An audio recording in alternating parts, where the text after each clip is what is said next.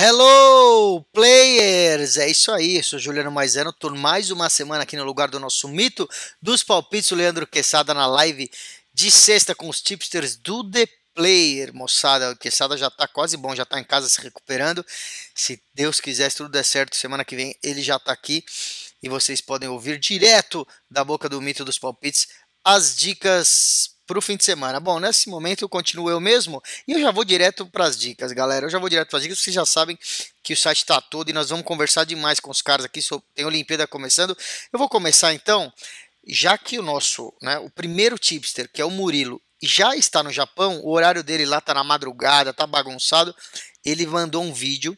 Ele acabou de mandar um vídeo com as dicas para o fim de semana, então eu vou pôr o vídeo só dele. Mas antes eu vou fazer o review das dicas que ele falou semana passada. Olha só, ele tinha falado do jogo do São Paulo e Fortaleza, que ia ser empate ou Fortaleza. A gente falou X2, né? O São Paulo jogando em casa, o time ia meio capenga, Fortaleza podia empatar ou ganhar e deu certo, hein? Foi 1-0 pro Fortaleza.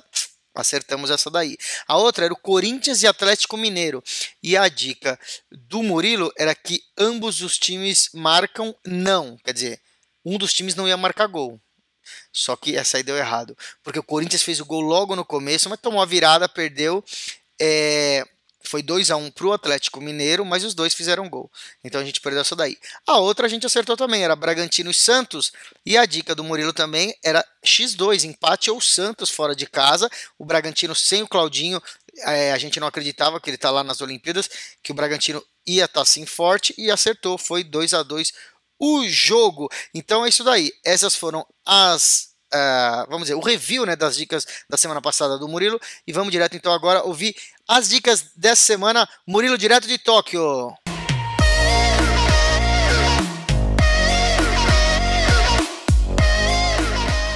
Fala Juju, como é que você tá? Tudo bem aí? Tô aqui no centro de imprensa, no MPC Main Press Center, onde a imprensa do mundo inteiro está trabalhando aqui nos Jogos Olímpicos de Tóquio. E hoje vou dar 4 dicas aí para você. Vou falar de futebol feminino, vou falar de voleibol com o Brasil, vou falar também do Brasil, número de medalhas de ouro totais do Brasil, e um jogo de basquete também nesse fim de semana, que eu acho que é uma boa entrada, uma boa aposta pra gente também. Vamos começar falando do futebol feminino. A Suécia venceu os Estados Unidos por 3-0, o resultado mais surpreendente por enquanto já da Olimpíada, né? E sim, a Olimpíada já começou antes da cerimônia de abertura, né? Que vai ser nessa sexta-feira, 8 da noite, aqui em Tóquio, 8 da manhã no Brasil. E cara, a Suécia é um timaço, é um time muito bom, venceu os Estados Unidos, tem a Austrália ainda no grupo que é forte, o próximo jogo é contra a Austrália, mas paga 1,57 aí, vem pagando bem até para a Austrália, para a Suécia, né, ser a líder desse grupo. Então vão apostar que a Suécia vai ser a líder desse grupo A no fim da primeira fase, venceu bem os Estados Unidos, mesmo se tropeçar contra a Austrália, ainda assim deve vencer a Nova Zelândia na última rodada, e essa aposta dá green pra gente. Uma outra aposta que eu quero falar também é em relação a medalhas de ouro do Brasil, né? O Brasil, a linha está em 4 ouros e meio, ou seja, o pessoal está achando que o Brasil vai ficar entre 4 e 5 ouros. Eu acho que o Brasil vai ficar entre 5 e 6 ouros, então vale a pena a gente entrar no over aí. Brasil com mais do que 4 medalhas e meia. Acho que vale a gente fazer essa apostinha, porque o time Brasil está forte aqui para a Olimpíada, não duvido que bata, né, o recorde do número de medalhas na história. Então vale a pena a gente fazer essa apostinha também. E no basquete, cara, começa o basquete masculino. No primeiro jogo já é Irã e República Tcheca. O Irã tem o Haddad, que é um pivô experiente já e bem acostumado a jogar basquete FIBA, e tá mais 16,5 para o Irã. Eu acho muita vantagem. A República Tcheca obviamente é muito melhor, mas para mim era para estar mais 9,5, mais 10,5. O Irã podendo perder até por 16 pontos, me parece muito boa essa aposta, e vamos entrar nessa daí que tem uma ótima odd também. Portanto, o Irã vence o jogo ou perde por até 16 pontos de diferença para a República Tcheca. E para finalizar, tá chegando o gringo aqui, italiano, gente boa, e vai, como é que fala? Ele já chegou falando aqui, nem viu que a gente estava gravando aqui o programa. E cara, além dessa aposta então do Irã também, vai ter uma quarta aposta que eu quero falar para você, Juju, que são assim, é uma aposta quádrupla, tá? Então a gente vai apostar em 4 coisas diferentes, 4 eventos diferentes, que eles somados tem que dar todos certos para que a gente tenha um green, mas vai ser uma odd boa também por conta disso. Eu vou apostar no vôlei masculino e vôlei feminino do Brasil vencendo seus jogos na estreia por 3-0. O masculino pega a Tunísia, o feminino a Coreia do Sul. Acho que o Brasil vence os 2 jogos por 3-0. Estive hoje cedo com as meninas do vôlei, né, ali na academia, com elas treinando, estão muito focadas e acho que vão fazer uma grande estreia. Somado a essas duas, eu também vou apostar que o Canadá vai vencer o Chile no futebol feminino e que a China vai vencer a Zâmbia também no futebol feminino. Então, somando essas 4, dá uma odd legal e a gente pode apostar. Beleza? Eu volto no próximo programa, sempre aqui diretamente de Tóquio durante os Jogos Olímpicos. Abraço! E é isso aí, pulamos direto aqui para o automobilismo com a galera do motorsport.com Brasil. Eric Gabriel com a gente essa semana. A semana passada estava em Interlagos. Fazendo o que lá em Interlagos, Eric? Eu estava cobrindo a Porsche Cup Brasil, que estava em Interlagos, inclusive, vou até dizer, né, tem a ver também até com um dos prêmios que nós temos aqui no nosso desafio. Verdade. Mas estávamos lá, a Porsche Cup Brasil é parceira do motorsport.com, estávamos lá para trazer de tudo o que acontecia na pista também para o nosso leitor. É isso aí, o desafio da Fórmula 1 é quem tiver melhor ranqueado aí vai ganhar numa próxima etapa da Porsche Cup o direito de fazer uma volta rápida sentado ao lado de um piloto lá, é isso, não é? Exatamente. Assim que nós tivermos um ranking geral após o GP da Hungria, que inclusive é o próximo GP, quem estiver na frente no ranking geral ganha com direito acompanhante uma volta ao lado de um piloto profissional num carro da Porsche Cup Brasil e também um macacão profissional. Legal. Autografado. Você já deu essa volta aí em alguma corrida? Já. E é legal, já, né? 2 vezes até. Ah, olha lá. Eu dei uma vez, mas era naquele Corsa, um Corsinha que tinha uma Fórmula Corsa na época. Eu tava fazendo uma matéria, eu fui com a câmera atrás, mas eu girava aqueles ferros lá do carro. Eu ficava pra lá e pra cá, meu negócio. É forte o negócio. Não, 2 vezes eu dei uma volta rápida num Porsche, foi uma em 2015 no circuito de Curitiba e uma, se eu não me engano, há uns 3 anos com Pedro Piquet. Pedro Piquet, o filho do Nelson Piquet, estava ali, ele na ocasião competia ao lado do irmão dele num campeonato de endurance, né? E eles fizeram uma ação promocional, aí me incluíram lá.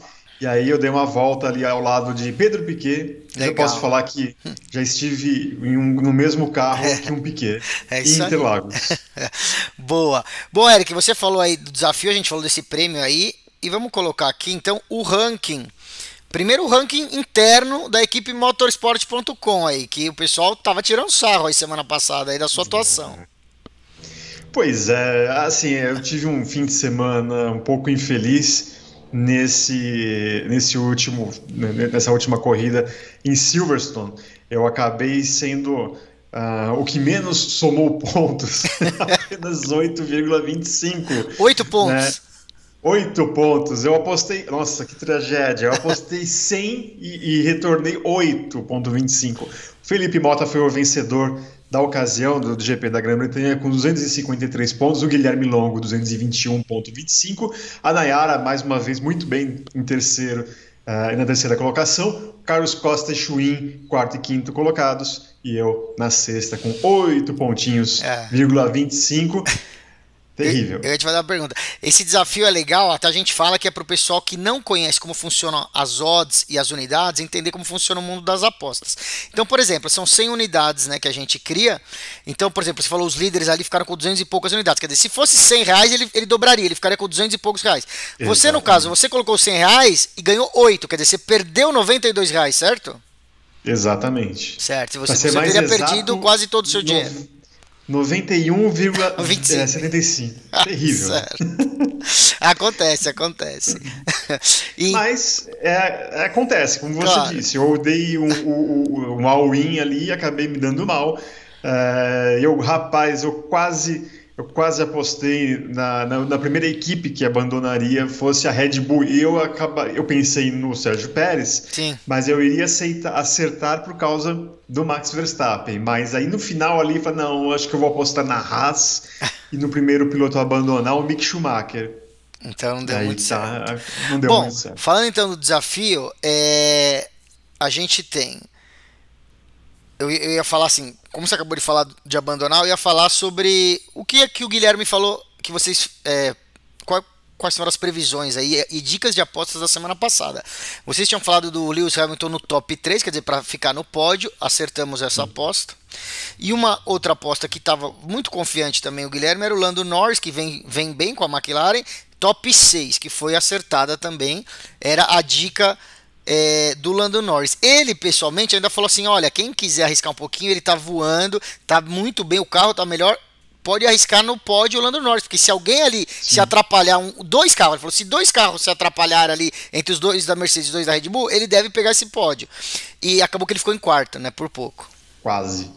Porque ali o intruso, né, acabou sendo o Charles Leclerc na segunda posição. Eu acho que ninguém imaginava que o Leclerc teria, de Ferrari, né, teria um desempenho tão bom. Por mais que ele não tenha vencido, ali foi superado pelo Lewis Hamilton no final, e o Hamilton mesmo tendo que pagar 10 segundos de punição, mesmo assim a segunda colocação para o Leclerc é extraordinária, né? Lembrando que a Ferrari ano passado fez a sua pior campanha desde 1980 e eles tentam agora ressurgir nesse campeonato, vem fazendo um bom papel, mas para você apostar ali diante do retrospecto em um pódio de um piloto da Ferrari ou de um piloto da McLaren, como é o caso do Lando Norris, obviamente a melhor aposta, a aposta mais segura é a do Lando Norris, mas quem acabou deixando o coração falar mais alto e apostou no Leclerc no pódio, acabou se dando muito bem também.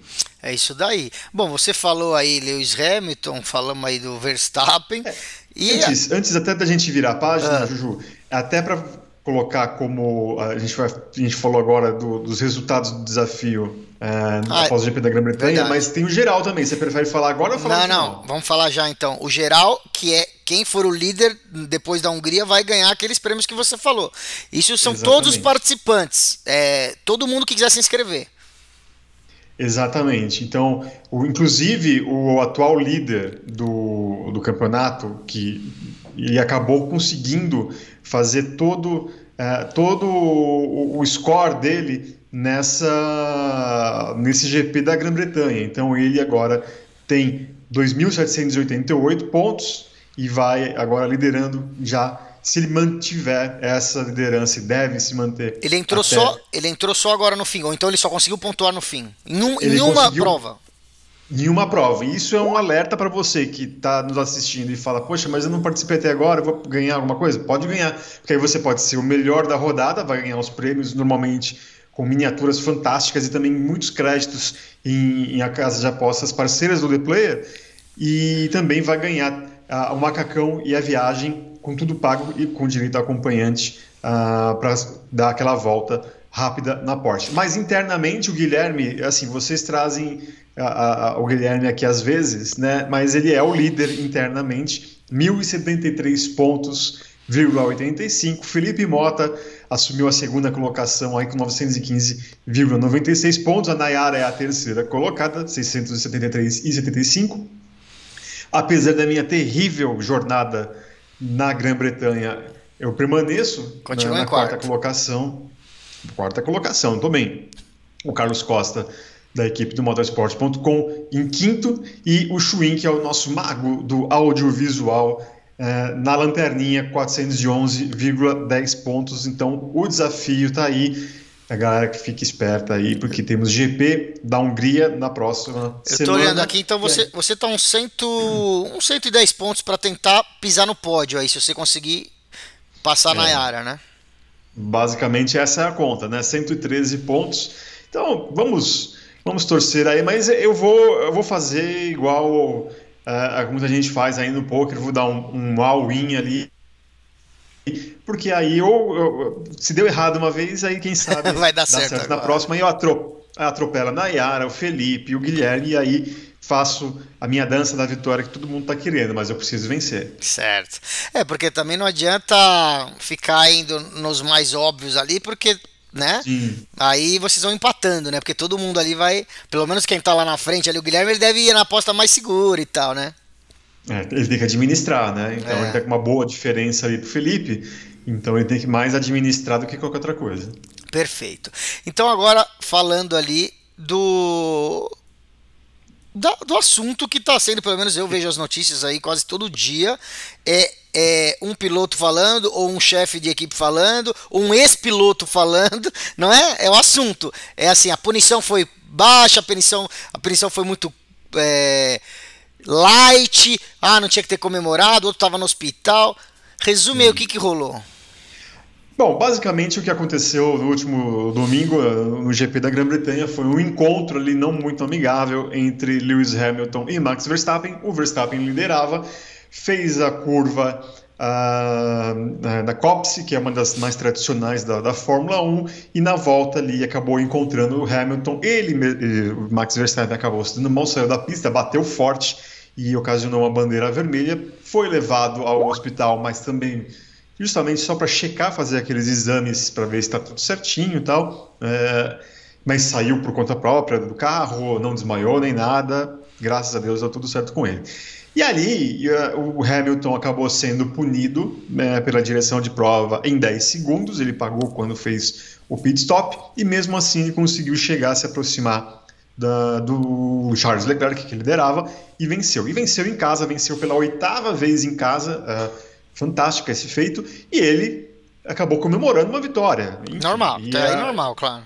Até aí normal. É como se comemorasse um gol impedido, a gente acho que gostaria de ver, né? E ali ficou uma coisa meio estranha, porque o Charles Leclerc do hospital viu o Hamilton comemorando uma vitória loucamente, porque ele ganhou em casa. Verstappen. Isso, eu falei... Charles Leclerc, você falou. O Leclerc. O Verstappen ficou maluco e tal, e aí ele falou que foi desrespeitoso, né? A Mercedes diz que só decidiu comemorar para valer depois que soube que estava tudo bem com o Verstappen. E aí começou também o tiroteio entre os chefes das equipes, pilotos atuais, ex-pilotos, e ali muita gente falando sobre a punição. Vale lembrar que essa punição ela segue um padrãozinho do que a FIA vem implementando. Vocês pegaram um histórico de situações parecidas, né? Exatamente. Então a punição de 10 segundos, como aconteceu com o Hamilton, ela está dentro do padrão. Você tem um exemplo aqui, outro ali diferente, principalmente no GP da Áustria com Vettel e Kimi Raikkonen. O Raikkonen acabou sendo punido com drive-thru, mas como já estava no final da corrida, ele acabou tendo acrescentado 20 segundos, não 10 do seu tempo, mas ali foi uma coisa muito mais assintosa, eu acho que muito mais grosseira, né? A minha opinião, Juju, eu não sei se... foi muita gente que começou a me contestar também nas nossas lives, eu não teria punido, porque eu acredito que foi nada, eu acho que foi um acidente de corrida que acabou dando mais errado para o Verstappen, mas é um acidente de corrida ali, eu acho que ninguém fez de propósito, ninguém calculou aquilo. Mas muita gente também falando que a punição foi justa, inclusive alguns outros ex-pilotos, como o caso do Rubens Barrichello, falou que por ele teria dado mais tempo de punição ao Hamilton. Mas aí é que tá, justamente por conta da consequência, né? Eu acho que você tem que ter um padrão ali. Não pela causa, ou de como foi, né? E assim, se ele acabou tendo que abandonar e o outro continuou, é a vida. Porque o Hamilton, se não fosse a bandeira vermelha dada por conta do acidente mesmo, e aí os carros acabam recolhendo para os boxes, as equipes podem fazer ajustes, trocar pneus e tal, se a corrida tivesse continuado, o Hamilton também abandonaria, por conta de um dano na asa dianteira dele. Então, como foi por bandeira vermelha, e você, durante uma bandeira vermelha, pode mexer no carro, obviamente a Mercedes foi lá, trocou a asa e está tudo certo. Ele conseguiu ter o ritmo suficiente para vencer aquele grande prêmio. Mas, olha, tá dando o que falar, viu? Né? Negócio, nunca vi coisa igual. 2 gênios do esporte ali brigando, e agora vamos ver as cenas dos próximos capítulos agora, começando na Hungria. A primeira coisa que eu pensei, acho que assim, todo mundo deve pensar quando fala, né? Porque aí você pega o comparativo de situações parecidas que deu mais tempo, ou que não deu punição nenhuma, ou isso, ou aquilo, ou se o cara se machucou, se não se machucou. Mas a primeira coisa que eu pensei é o seguinte... acho que a preocupação, mas eu não li muito isso, você não vê ninguém falar, mas acho que todo mundo pensa junto, é o seguinte: se o Hamilton não ganha, né? Quer dizer, se a punição fosse maior, ou se não sei o que lá, a Red Bull no campeonato, porque a gente falava isso semana passada, se a Mercedes não fizer ponto agora, quer dizer, e o campeonato ia acabar, quer dizer, exagerando, mas ia. Agora é o seguinte, o Verstappen fez 0 e o Hamilton ganhou, quer dizer, a decisão mudou bastante esse contexto, assim, então pra dar graça pro campeonato não deixaram ele ganhar, entendeu? Eu acho que tem um pouco disso na cabeça, mas ninguém quer falar, ou eu tô errado? Pode ser. Da mesma forma que quando o Hamilton ganhava com o pé nas costas, muita gente acusava a FIA de tentarem baixar os pontos dele um pouco. Exatamente. Inclusive pilotos brasileiros que foram convidados em nossas lives no motorsport.com, como o Átila Abreu, disse que a FIA, para eles, o que eles puderem punir o Hamilton, eles iriam punir por conta da distância enorme que... Para dar emoção no campeonato. Exatamente. Ainda mais a gente está falando de um campeonato de 23 corridas, né, Juju? É muita corrida. É o recorde absoluto de número de corridas da Fórmula 1 no ano. E esse campeonato ele não pode se ver resolvido no meio dele, porque imagina como vai ser público, audiência na televisão... E ao mesmo tempo, se você tem uma briga mais acirrada, e ainda mais envolvendo duas equipes, o interesse pelo campeonato ganha muito mais repercussão e muito mais interesse, muito mais audiência, muito mais tudo. Tudo positivo. Então, agora, tem algumas questões aí. No sábado nós tivemos a estreia da mini corrida, né, da corrida sprint que serviu como uma sessão de classificação. Ali, a Red Bull e o Verstappen foram muito bem. Então... se não acontece nada, certamente, Juju, seria uma vitória tranquila para o Max Verstappen e a Red Bull, e aí sim o campeonato já estaria, não definido, mas bem encaminhado para a Red Bull. Então assim, essa foi a primeira coisa que na minha cabeça veio, falei assim, os caras já estão querendo ali dar mais, que o Hamilton ganhe mais ponto, né? Mas enfim, a outra coisa que você falou, eu estava até esquecendo, com todo esse assunto a gente esqueceu. Foi feito o primeiro teste desse Sprint Qualifying aí. E aí, foi um sucesso, não foi? O pessoal gostou, não gostou? Tem que mexer alguma coisa ou tá perfeito? O que o pessoal tem reclamado ali, principalmente os pilotos, é justamente o cronograma do fim de semana. Né? Porque o treino livre antes dessa mini corrida Sprint, você não pode mudar muita coisa. Então, para que serve? Ele estava ali meio... Entendi. De gaiato, então não valia muito a pena. Tipo assim, o cara arruma o carro para corridinha ou para corrida maior? Né? Não, assim, na sexta-feira tem antes, porque assim, vamos só relembrando, foi feito um treino livre, né, a primeira atividade na sexta-feira, e depois um treino de classificação para a corrida sprint. Isso. Né? Então, a partir desse momento, depois do primeiro treino, de 1 hora apenas, você não pode mais mexer no carro, você não pode fazer grandes modificações. Você tem que definir como vai ser o carro até a corrida sprint. Só que nesse momento, antes da corrida sprint, tem mais uma sessão de treino livre. Para que serve se você não pode testar efetivamente, né? Entendi. E é isso que meio que chateou. A corrida em si, aí vai depender de muito do ponto de vista, e eu não sou tão purista assim. Eu achei divertido. Imagina, o cara que está em casa ver uma pequena corrida ali de 17 voltas. Sim. Meio que já esquenta bem o fim de semana, mas muita gente acaba não gostando porque tradicionalmente, né, o pole position em tese tinha que ser aquele cara que faz a volta mais rápida de um treino de classificação. Eu respeito isso, mas eu acho que a gente tem que ter uma mente aberta ali para novidades. Então, talvez em tudo se confirmando, né? Agora, essa semana a Fórmula 1 ela confirmou que o segundo teste desse sistema vai ser realizado em Monza, no GP da Itália, e aí tudo indica que a terceira sessão, esse terceiro teste, tomara, aconteça no Brasil, no GP de São Paulo, que também vai significar que por aqui as coisas estarão melhores por conta da pandemia. Perfeito. Bom, falamos bastante aqui. Essa polêmica deve continuar um pouquinho ainda. O pessoal, cada dia alguém dá uma opinião, né, sobre essa briga. E a gente vai acompanhando, porque no motorsport.com eu vejo todo dia, sai ali uma notícia, eu sigo no Facebook, vejo também as atualizações. Então, quem aí não segue ainda o motorsport.com, fica de olho, porque tem notícia todo dia. Exatamente. Nas redes sociais, e sempre tem ali as novidades, ali um ex-piloto ou alguém de alguma das equipes ali diretamente envolvido, vai falar sobre essa treta. E aí, semana que vem, as tretas se renovam com o GP da Hungria, que vai fechar essa primeira parte do campeonato. E aí todo mundo vai para as férias de verão, enquanto a gente aqui no Brasil está morrendo de frio, aqui, principalmente em São Paulo. Na Europa, eles vão curtir as férias de verão. Perfeito, Eric. Então, bom, sexta que vem você vai vir já falar como que tá sendo o treino da Hungria, que vai ser tradicionalmente, então, com volta rápida, classificação, pole position normal. Beleza. Obrigado, então. Valeu. Eu que agradeço. Até a próxima. Tchau, tchau.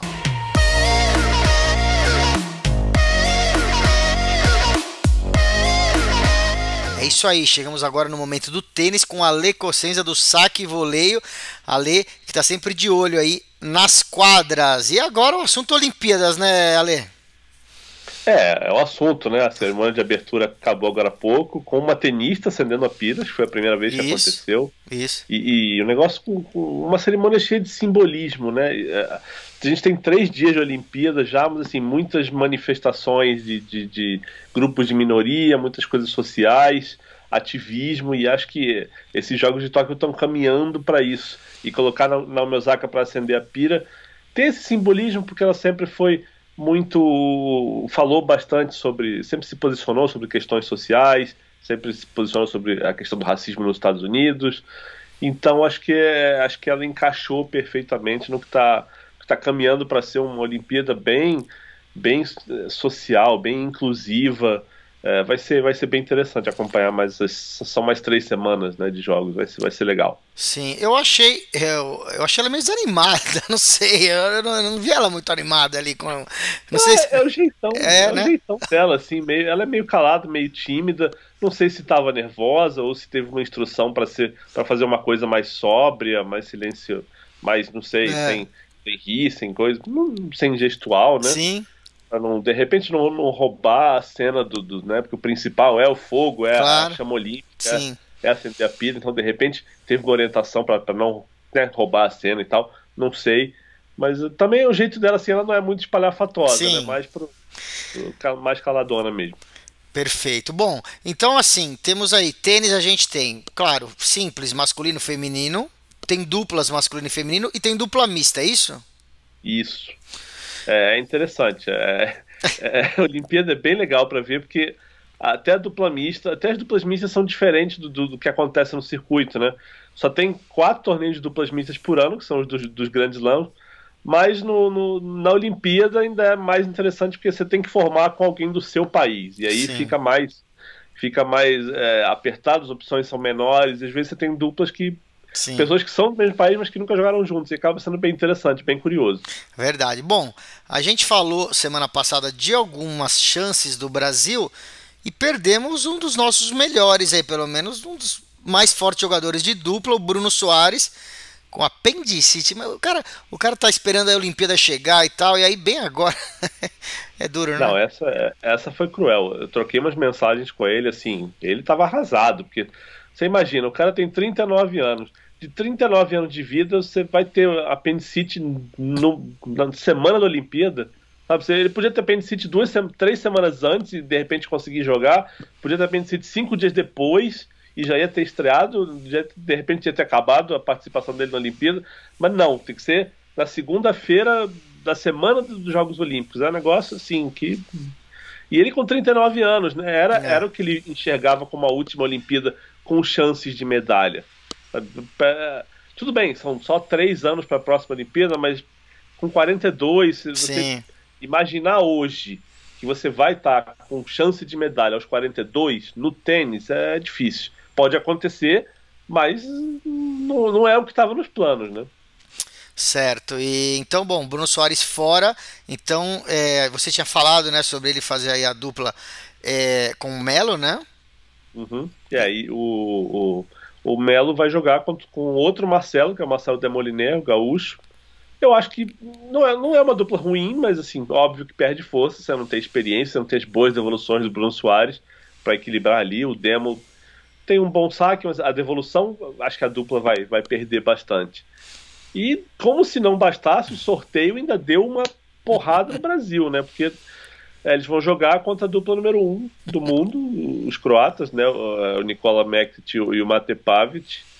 E aí é duro, né? É difícil. Os caras acabaram de ganhar o Wimbledon, inclusive eliminando o Marcelo Melo lá. Sim. E vão pegar na primeira rodada os caras babando para ganhar uma medalha de ouro. Pegar os brasileiros, é difícil. Aliás, o sorteio todo da Olimpíada foi ruim pro Brasil, foi ruim pro né? Brasil, né? Então assim, Monteiro... eu só falar, então a dupla aqui era uma chance, não necessariamente de ouro, mas de alguma medalha, ficou complicado, não só pela saída do Bruno, como pela primeira partida já. E o Thiago Monteiro nas simples, ele pega o Struff na primeira rodada, que já é difícil, mas se ganhar ele pega o Djokovic na segunda. Eu vi isso ontem. A dupla feminina vai estrear contra uma dupla canadense cabeça de chave, que também é forte. O João Menezes nas simples estreia contra o Marin Cilic, um cara que já foi top 5, campeão de Grand Slam. Então foi cruel. O que falta é saber a dupla mista. Isso não está decidido ainda.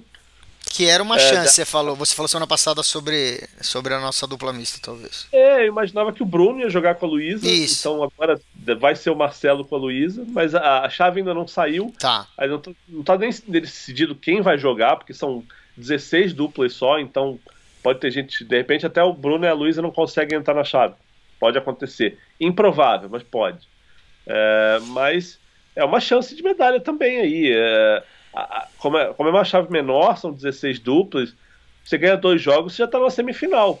Sim. E aí, semifinal, você tem 2 chances de medalha, né? Você pode ganhar a semi, ou você pode perder a semi e ganhar o bronze. Sim.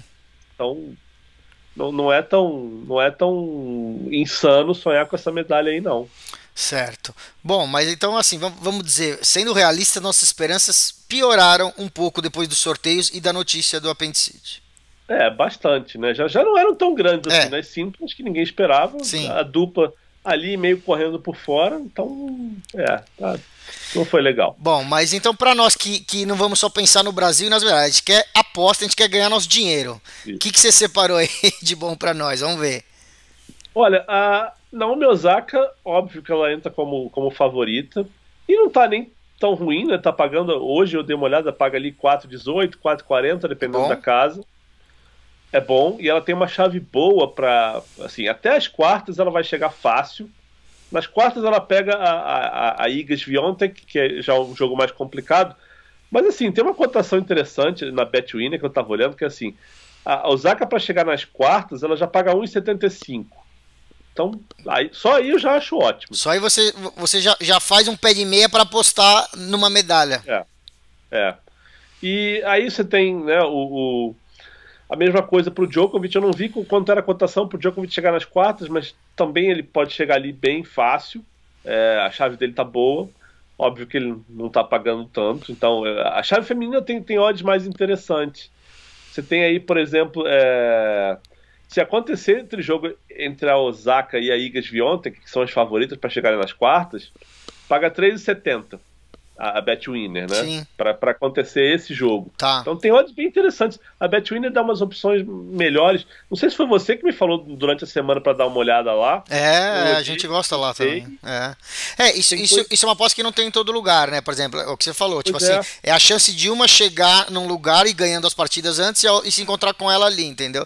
E é o que você falou, são as duas favoritas para chegar lá, quer dizer, pagar 3,75, acho ótimo. É bem legal. Tem uma cotação lá que assim, para campeã ser ou a Ashley Barty, que é a número 1 do mundo, ou a Naomi Osaka, número 2.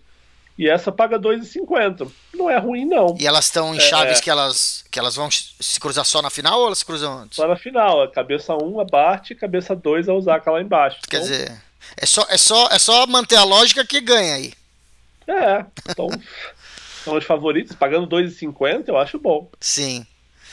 E você acha que para um tenista, eu não sei se faz diferença mais para uns esportes do que para outros, tipo futebol, que é um time, não é um cara só. Você não ter o público, como não vai ter aqui nas Olimpíadas, você acha que, ou depende também, como você falou, de cada jogador, tem cara que é melhor com torcida, tem cara que é mais tímido, tem cara, sei lá. O que você acha que pode mudar aí? Porque assim, eu fico com pena, porque eu vejo que os caras gastaram uma fortuna nesses ginásios aí e não tem ninguém. Não, e assim, eu acho que favorece a zebra. O não ter público, Sim. Sabe? Porque é o cara que, sei lá, é o 80 do mundo. Sim. E que de repente está jogando contra sei lá, vamos ver, no Japão, o cara tá jogando contra o Nishikori, Tá. que é um cara experiente, já foi top 10, já fez final de slam e tal, e de repente o cara ganha um set e tá ganhando o segundo, a torcida tá quietinha ali, nervosa, e aí o cara tá lá 3-2 no segundo set, de repente faz uma dupla falta, faz outra dupla falta, a torcida começa a fazer barulho, o ambiente muda totalmente, e de repente o cara que não é tão experiente, que não sabe lidar com aquilo, o jogo do cara vai lá para baixo muito rápido, né? Então tem isso.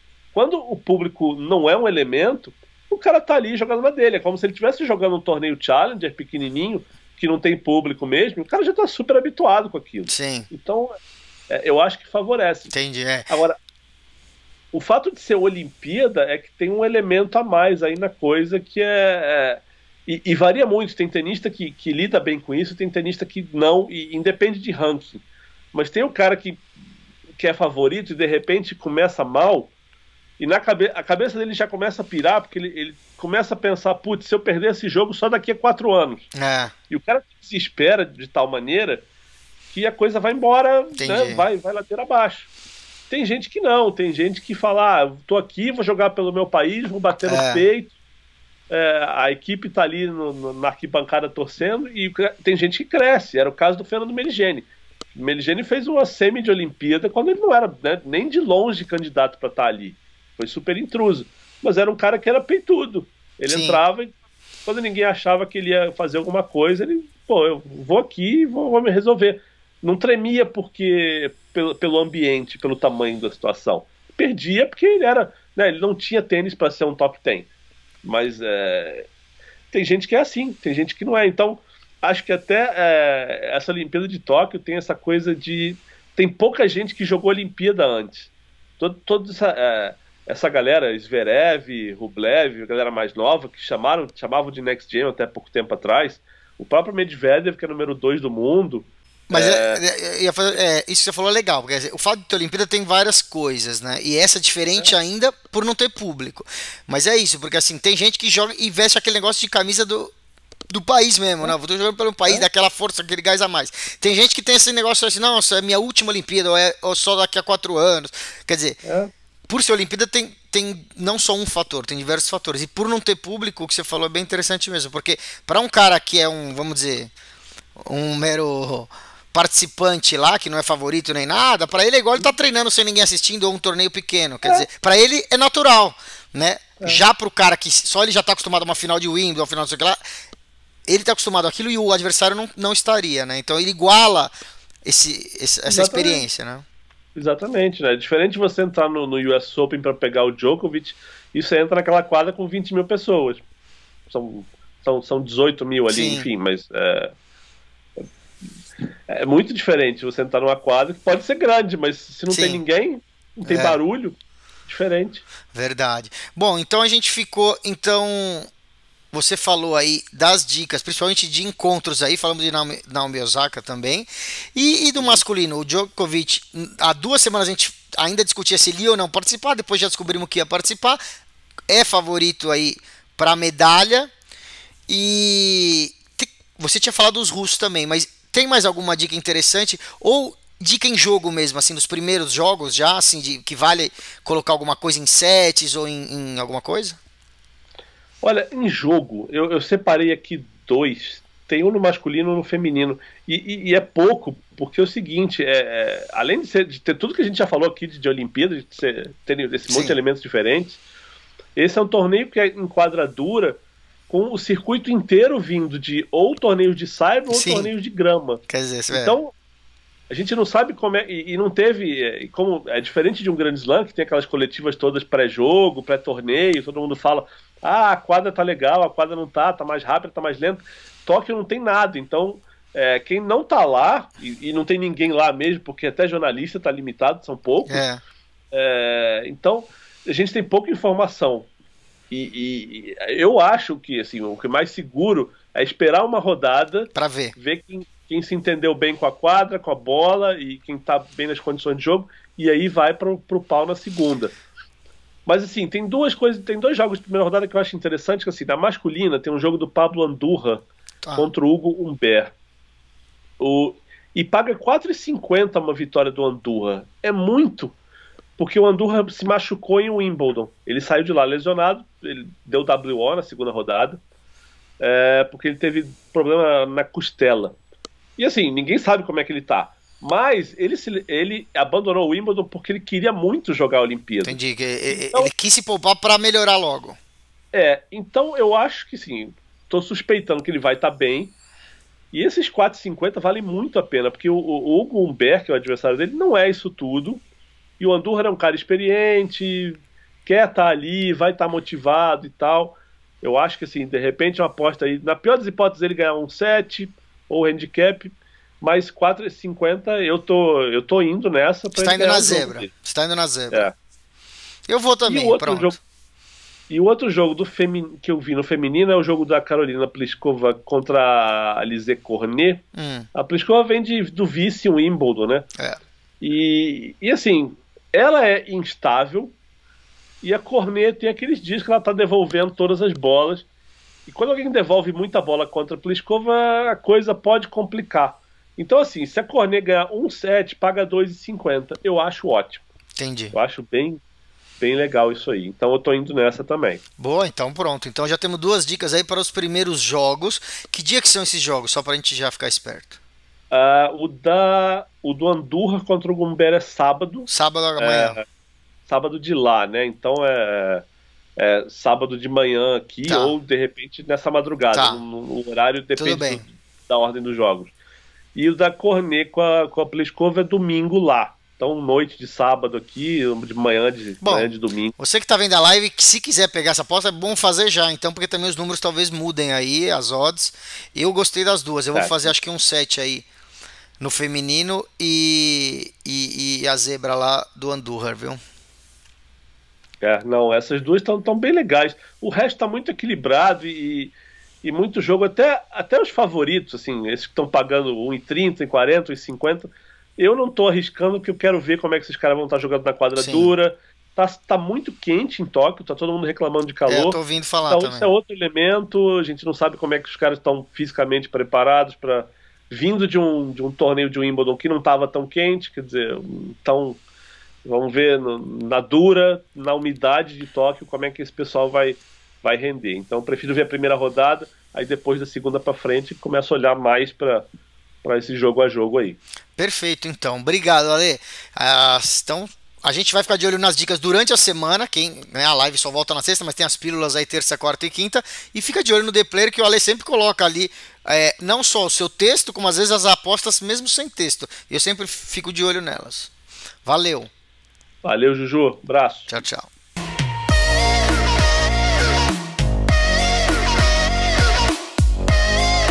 É isso aí, chegamos na parte final da nossa live aqui com os tipsters e como sempre com o Box, né? Trazendo o Wilson Baldini Jr. É isso aí, Baldini, bem-vindo. Muito obrigado, é um prazer estar aqui. E olha, aconteceu um negócio na semana passada que dificilmente acontece no boxe, mas aconteceu, né? Essa luta aí, né? O Charlo contra o argentino Castanho acabou empatada. Exatamente, uma luta que foi muito boa, como se esperava. O Brian Castanho, que tinha ganho do Patrick Teixeira o título mundial dos médios ligeiros da Organização Mundial de Boxe, enfrentando o Charlo, que é o dono, né, dos outros 3 títulos mundiais, uma unificação, uma luta super disputada, um jurado deu para um, outro deu para o outro e outro deu empate. Bem raro. A luta foi contestada de todos os lados, viu? Os 2 lados reclamaram demais desse resultado, mas... Eu fiz aquela aposta que você deu a dica aqui, e o dinheiro da aposta principal ele voltou, a gente não perdeu, porque como foi empate, eles devolvem a aposta. Eu perdi a do nocaute porque não teve nocaute, mas como não teve um vencedor, eles devolvem a aposta, então não foi assim, claro, foi raro, ninguém esperava, mas não foi o fim do mundo. Aí resolveu, o maior valor que eu tinha colocado voltou. E você vê aí pela cara ali, o Charlo mesmo tá com aquela cara como você falou, né? Não gostou muito ali do empate.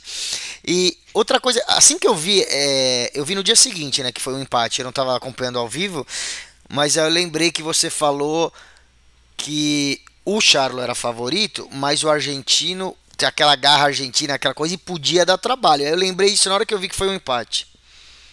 Ele no começo da luta teve muito melhor o argentino, né? A luta foi equilibrada dos dois lados. Parecia um jogo de futebol, que um time fazia um gol, o outro empatava, o outro fazia o gol de novo, o outro empatava.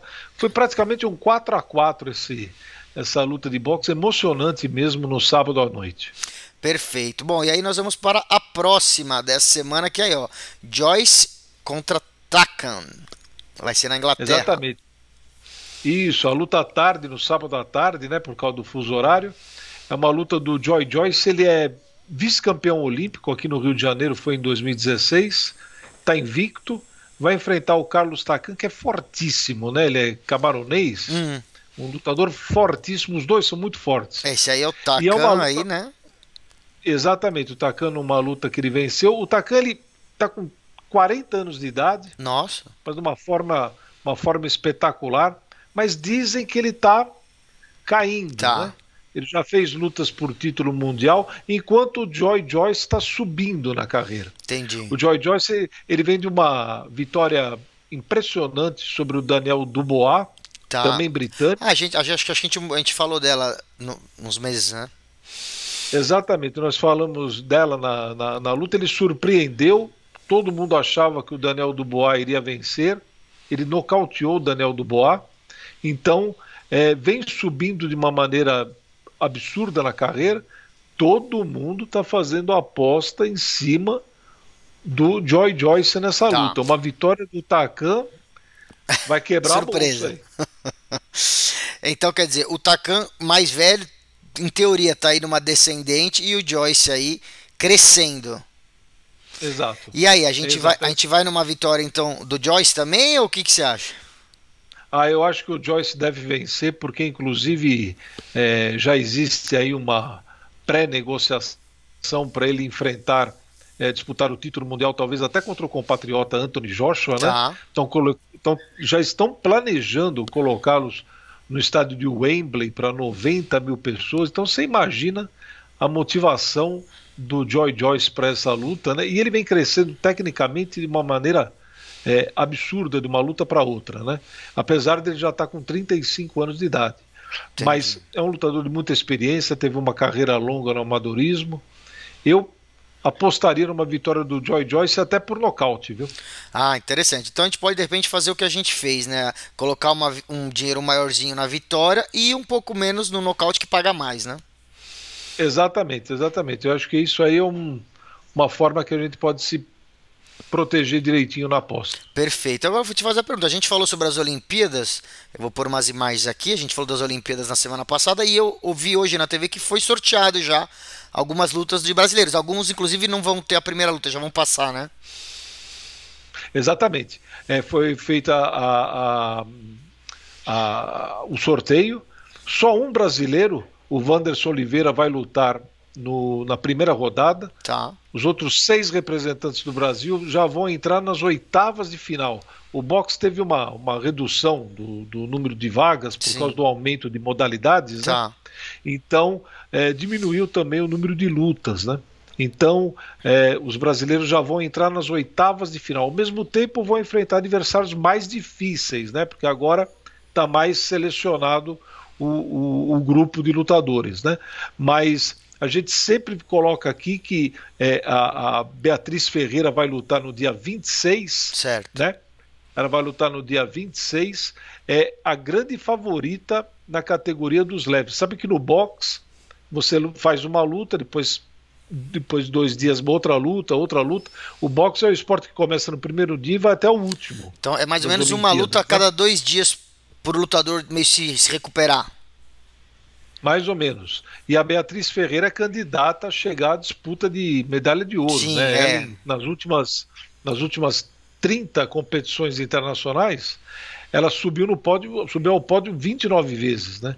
Então, só uma vez, porque ela teve uma lesão, não subiu. Então ela é favoritaça aí para chegar à disputa da medalha de ouro e até de ganhar. Né? Sim, vamos ficar de olho então nela, dia 26, você falou, quer dizer, vai ser antes da nossa próxima live. Então antes de voltar com a live, a gente já vai ter essa luta aí e tem aposta nela nas casas aí, acho que não abriu ainda ou vai abrir hoje, mas a gente traz nas pílulas se precisar aí durante a semana. Fica de olho então todo mundo aí na Beatriz. Inclusive na próxima live que a gente fizer, nós já vamos estar ali na véspera de... Porque o boxe na última semana é só disputa de medalha praticamente. Entendi. Né?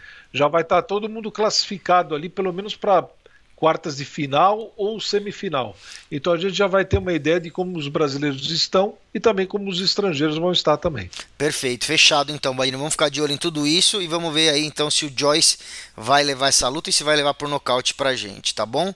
Obrigado, semana que vem tamo junto. Ok, um abraço.